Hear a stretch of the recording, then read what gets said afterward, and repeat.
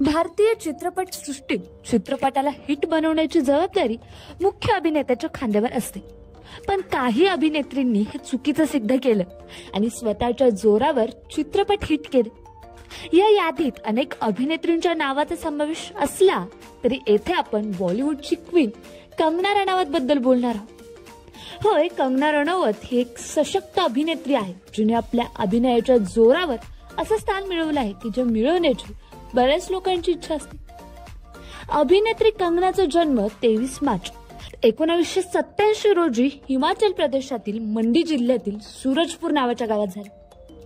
तिची आई आशा रनौत ही एक शिक्षिका आहे, तर तिचे वडील अमरदीप हे व्यावसायिक आहेत। तिला रंगोली व अक्षत नावाची 2 भावंड देखील आहेत।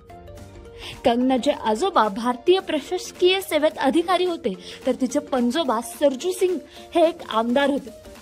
कंगना अभ्यासात फार हुशार होती। तिचं शिक्षण चंदीगड मधील DAV शाळेत झालं। तिला डॉक्टर व्हायचं होतं, पण 12वी मध्ये एका विषयात ती नापास झाली आणि त्यानंतर ती पुन्हा परीक्षेला बसलीच नाही।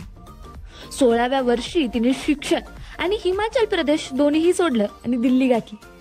कुटुंबियांच्या विरोधात घर सोडून गेल्याने वडिलांनी तिचा खर्च उचलणार नसल्याचं बजावलं। हिमाचल सोडून दिल्लीत आल्यावर ती काम शोधत होती।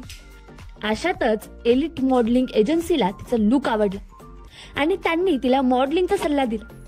कंगनाने काही मॉडेलिंग असाइनमेंट केल्या, पण तिथं क्रिएटिव्ह काम नव्हतं म्हणून तिने अभिनय करायचं ठरवलं। यानंतर ती अस्मिता थिएटर ग्रुपमध्ये सहभागी झाली। तिथं अरविंद गौर यांच्या हाताखाली अभिनयाचे धडे तिने गिरवले। मग तिने अनेक नाटकामध्ये काम केलं आणि चित्रपटात नशीब आजमावण्यासाठी ती दिल्ली सोडून मुंबईला आली। मुंबईत कामासाठी आणि 2 वेळच्या जेवणासाठी संघर्ष करत असताना कंगनाला 2004 मध्ये आय लव्ह यू बॉस नावाच्या चित्रपटाची ऑफर आली। याच दरम्यान तिची भेट दिग्दर्शक अनुराग बासूशी झाली।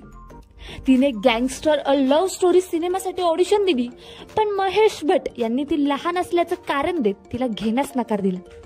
तिच्या ऐवजी चित्रगंधा सिंगला घेण्यात आलं, पण तिने हा सिनेमा सोडला आणि तो कंगनाला मिळाला।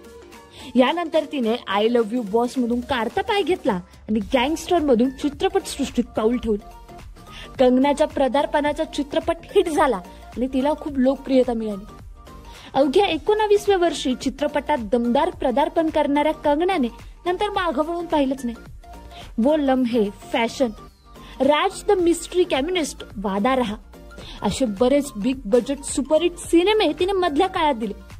यासाठी तिचे कौतुकही झाले आणि तिला बरेच पुरस्कारही मिळाले। याशिवाय तिने दक्षिणात्य सिनेमासृष्टीत सुद्धा काम केलं। 2011 मध्ये तिचा तन्नू वेट्स मन्नू चित्रपट आला आणि अवघ्या 15 कोटीचं बजेट असलेल्या या चित्रपटाने 96 कोटीची कमाई तिला करून दिली। यानंतर 2014 मध्ये तिच्या करिअरला कलाटणी देणारा क्वीन हा चित्रपट आला। हा सिनेमा इतका यशस्वी झाला की कंगना या चित्रपटाने त्या वर्षीचे बहुतेक पुरस्कार जिंकले।